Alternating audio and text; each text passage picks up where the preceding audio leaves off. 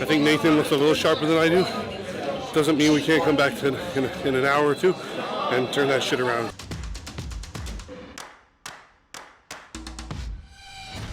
What's up guys and welcome. You're watching Fazi Fitness.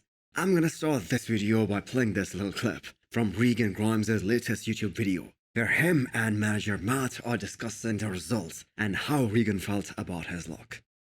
I'm not upset. Yeah. No, me neither. I'm not either. Because if they would have saw what you looked like 6 hours ago, That's what I'm saying. you're fine. Yeah. Our time is coming.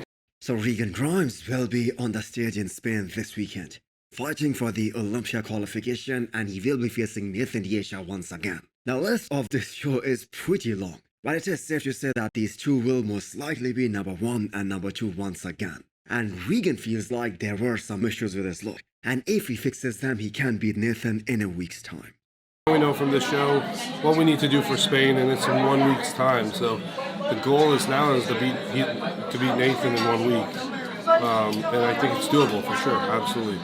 So this video of Regan was taken on Monday, so one day after the show, and no one can deny that he looks pretty damn awesome here. But the thing is, it simply doesn't matter how great you look before a show or after the show. Everyone's strengths and weaknesses become visible when they get compared on stage under the same lights. And we saw how Regan's lack of density in his upper body, that became one of the major reasons for his loss in Italy. Now at this point, it is pretty evident that Regan is kind of an athlete and has kind of a physique which is difficult to peak 100%. Definitely at the last time that I went out, my glutes were super sharp. We added like 4 grams of salt and 300 mils of water, 400 grams of rice, 32 grams of peanut butter in between the prejudging part and the finals, and that made a huge difference. They definitely want to keep him full, especially against a guy like Nathan Diesha, who is round and bubbly as hell. But the conditioning needs to be spot on as well, because the Nathan we saw in Italy was a great combination of being hard and full and conditioned at the same time. So what do you guys think? Does Regan has what it takes to beat Nathan? People underestimate like Nathan Diesha. He's got 9 pro wins. This is his 10th. He's a dense bodybuilder, and you guys all heard that Horsandi aka Marcelo is doing Romania Pro. That is scheduled 1 week after the Olympia. So that makes him a little less than 9 weeks out from his pro debut. His recent update, the back double bicep, this has to be the best update all of us have seen from him since he won his pro card back in 2021. We have always talked about how good he is from the front, but the back can hold him back. He is a great poser and his front shots were pretty damn good, even when he won his pro card. But everyone who has an eye for bodybuilding had doubts that he won't be good enough from the back, especially in a pro lineup. Now at 9 weeks out, he looks really impressive, and his back has improved a lot. So how high can he place at Romania Pro? Can he win at his pro debut?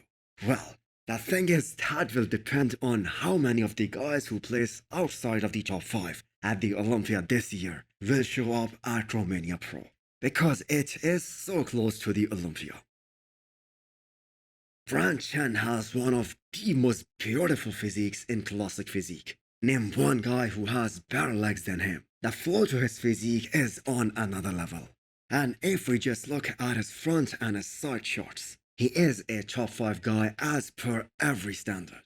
His back, I'm afraid, is gonna hold him back even here in Dubai Pro, which is happening in 10 or 11 days. Terrence Ruffin, as you guys all know, is the favorite to win this show. He has one of the best backs in the division.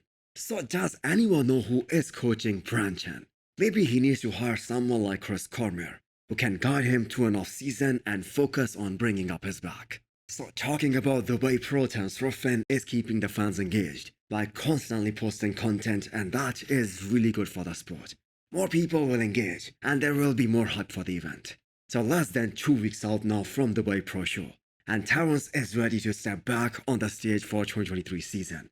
Now a lot of comparisons are being made between him and Madelman, mainly because both of them are almost of similar heights. But these are totally different physiques right there. Terrence has much more of a classy look to his physique, while Madelman on the other hand is very thick and dense. So it will be interesting to see how these guys will compare. However, I do think that Wesley vissers and Chen, they will give Terrence much more of a tough time than Madelman. So Wesley also hasn't competed since the Olympia last year, and we saw how big he got during this offseason. Now how much of that extra weight will be on his quads, especially from the front, that will decide how well he will place at the Olympia this year, because I'm sure he will get the Olympia qualification. His aim is to crack top 6 this year. So right now at 10 days out, the man is looking really awesome. He looks peeled, he looks diced, and he is another one of those athletes who always nail their conditioning.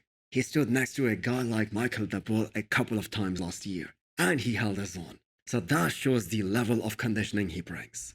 So hit the thumbs up button if you liked the video, and smash the subscribe button if you wanna come back for more. Thanks for watching.